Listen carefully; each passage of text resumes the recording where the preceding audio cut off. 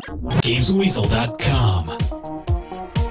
Review. Riddle me this, why are people so obsessed about aliens fighting predators? Not happy with the previous games that were never seen as true masterpieces, Sega now published this latest version once again made by Rebellion. You get to play short campaigns as a marine, an alien or a predator, each with their own abilities and attacks. The marine is the most familiar. You have the great sound effects of the radar and the pulse rifle and have to fend off aliens running at you from all angles, mostly in the dark. Thankfully this campaign isn't as tough as the old PC game, but everyone insists on calling you Rookie, which is more than just a bit annoying, and after just playing through BioShock 2, it really does feel like a bog standard FPS compared to today's standards. There are moments though that do lift the experience, I just wish that there were more of them. As the alien, you rely on melee attacks and can jump onto the walls and ceiling, which is just as disorientating as it's always been, even with the help of a cursor in the centre of the screen which tells you where the floor is. However, it is fun harvesting poor unarmed humans by letting a facehugger jump onto their head, and it's also fun picking off marines one by one in sealed rooms, which sort of feels like you're playing Arkham Asylum in first person.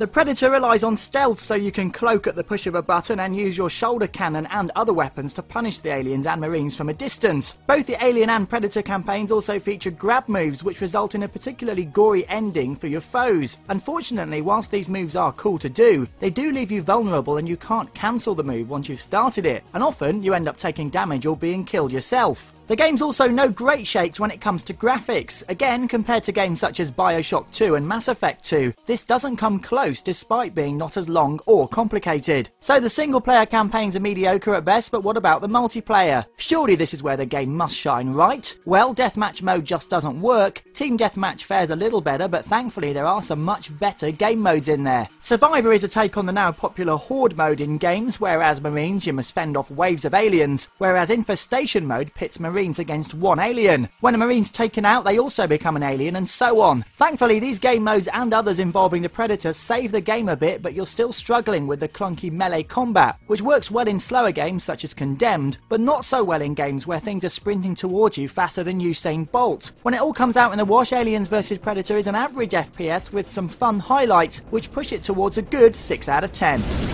You've been watching a review from Games Weasel. If you want to get the show each week, which includes video game reviews, news, previews, competitions and special features, then head over to GamesWeasel.com for our video podcast, Games Weasel TV.